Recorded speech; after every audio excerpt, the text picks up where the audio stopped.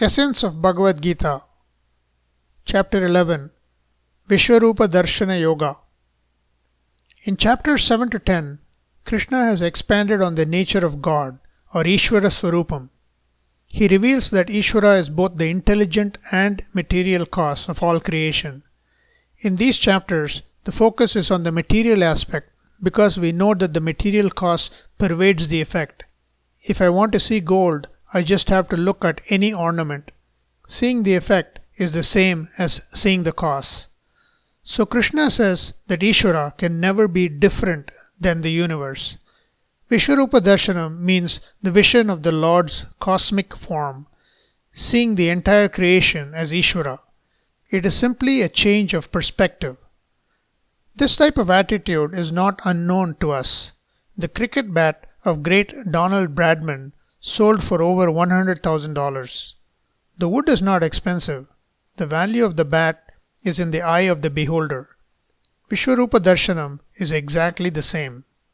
Arjuna asks if it is possible for him to have this Vishwarupa Darshanam. Krishna says it requires a different vision called Divya Chakshuhu, and he blesses Arjuna with this attitudinal shift.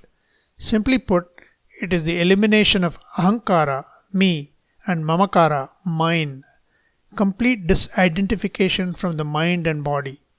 The fact that Arjuna is not able to see this vision shows that his mind is not prepared for this knowledge.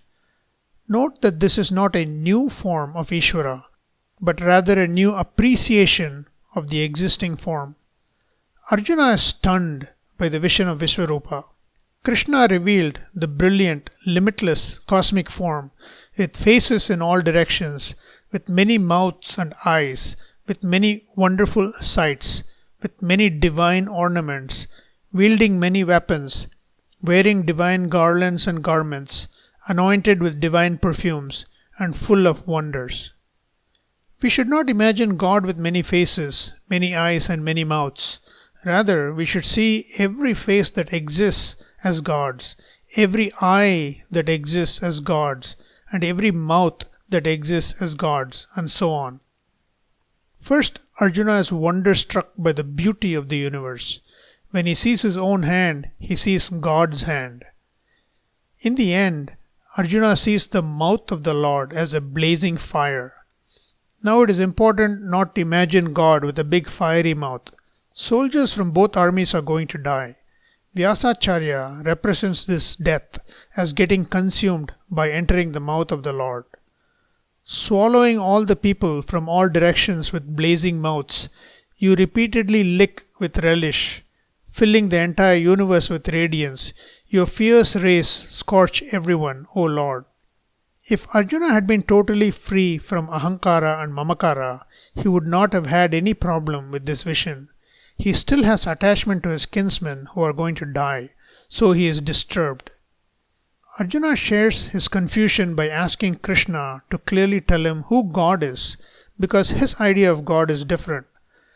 Krishna says that he is the time principle. The Lord said, I am the mighty time, the destroyer of the world. I am proceeding to destroy the people here. All the warriors who are arrayed in both the armies will cease to exist even without you. Creation, existence, and dissolution all happen in time in an orderly fashion. The invisible harmony of the universe is called dharma. Acceptance of this fact by doing your own dharma is surrender to the Lord or saranagati. Each of us has a role to play in discharging our dharma in harmony with the universe. In verses 46 to 55, Krishna summarizes the teachings. The natural first step is to start with Ekarupa Ishvara and Sakama Bhakti. There is nothing wrong with this attitude of God being a means to a goal. As you progress on the spiritual path, a person will automatically realize God is the ultimate goal and Ekarupa Bhakti will become Anekarupa Bhakti. What are the benefits of Vishwarupa Darshanam?